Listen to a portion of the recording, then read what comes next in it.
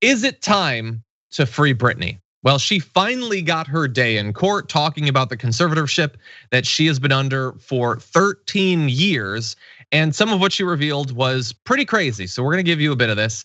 She said, I've been in denial, I've been in shock, I am traumatized, I just want my life back. And so she gives an idea of what the conditions have been like that she's been living under. She recalled one incident in which she didn't want to do an additional run of shows in Las Vegas. She felt relieved when her handlers said she didn't have to do the shows anymore, but suspected that there would be consequences. Days later, she said her therapist told her that that he had heard that she was being uncooperative. He then took her off her regular meds and put her on a lithium regimen. She said it was a strong drug. You can go mentally impaired if you stay on it longer than 5 months. I felt drunk. I couldn't even have a conversation with my mom or dad about anything. They had me with 6 different nurses. She talked about how she had to do an overwhelming number of therapy sessions. She talks about how under the conservatorship, she's not able to get married or have a baby. She says, I have an IUD inside of myself right now, so I don't get pregnant. I wanted to take it out so I could have another baby, but this so-called team won't let me go to the doctor to take it out because they don't want me to have children, any more children. I need your help, she told the judge. I just don't want to be sat in a room for hours a day like they did to me before. They made it even worse for me.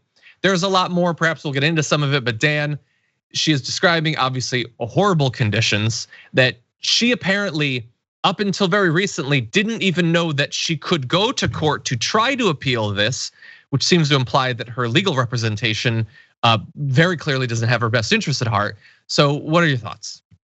Yeah, you're absolutely right to begin there. First of all, my thoughts are, yes, we got John to talk about a music story, hell yeah.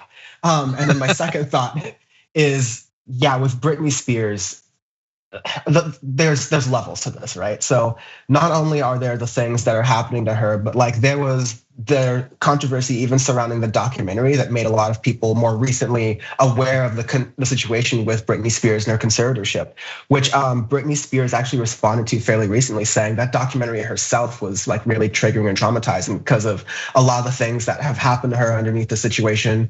I mean, like it was real and brutal, but like it's a lot going on there. And so what you have here is a woman who like through celebrity and fame is just like sort of being tormented through a lot of it. And you see this a lot even contemporarily in music where you have very young artists, like there are folks like Juice WRLD and Lil Peep who die because of drug overdoses, right? And their handlers are all around them in the studio while they're making all these songs about like drugs and all these other things. And they're very much like, well, he's continuing to make the songs and we're making money off of that. So we're not gonna stop him at his usage or anything like that. And then they overdose and die. And then people wonder, oh no, what has happened? How could this have possibly happened? There's a thing in the music industry where once there's a cash cow somewhere, the people around there are not interested in the well-being of that person generally. It's the well-being of how can you sustain this cash cow? How can you sustain this product? For this business, right? And so it's very clear that Britney Spears was on the other end of that. And I think maybe you'll possibly get to this in a moment. The media at that time was very much not helpful in that either.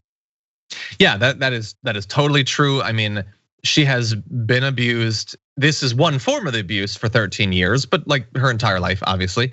And I have no doubt that if she gets free of it, tons of grifters will find some way to strip her of basically all the money that she has. They apparently have been quite successful with this because there are references, and I talked to my producers about this morning, about her $60 million fortune.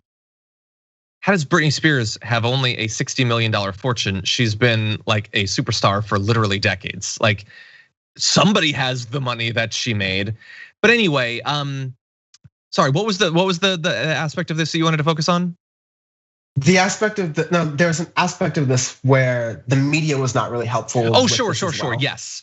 Well, and by the way, people have been pointing out the hypocrisy recently. Like, was it Perez Hilton who's like, yes, she finally gets her day in court. It's like, dude, wait, did you forget everything that you've literally ever said about her and used your profile like to make people think about her? Like, you contributed to the media environment that her, like the people who are trying to financially control her used to get that control. So, and he's hardly the only person. Obviously, there's more to it than that, which I'm sure, Dan, you can probably say a lot more about. Yeah, no, like Perez Hilton saying that is rich because you have this other media ecosystem that it's gotten in some ways better over the years, but obviously, like just like in politics, the most salacious stuff, the like drama-filled things, that gets the engagement and all of the metrics that people who run these kind of businesses care about. And so they continue doing these stories. Perez Hilton back in the MySpace days was like the original grifter of celebrity gossip and drama.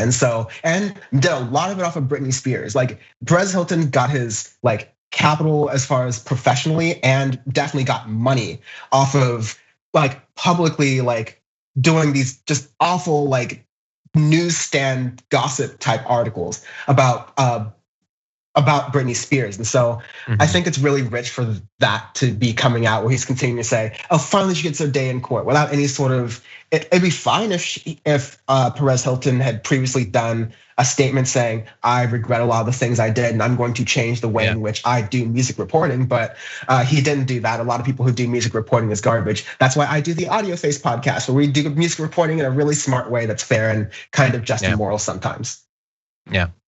Yeah, so we'll see if this changes the situation. There's been a lot of media attention on it. Maybe that will do something.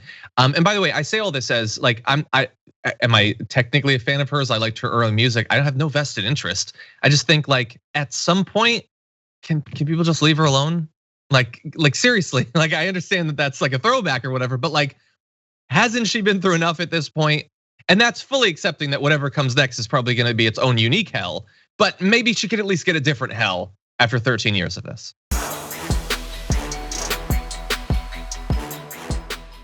For more political news breakdowns, interviews, stories of activism, and me trying my hardest to care about the occasional big celebrity news story, subscribe to our YouTube channel at youtube.com/thedamagereport. And you can ring the bell wherever it is so you don't miss anything.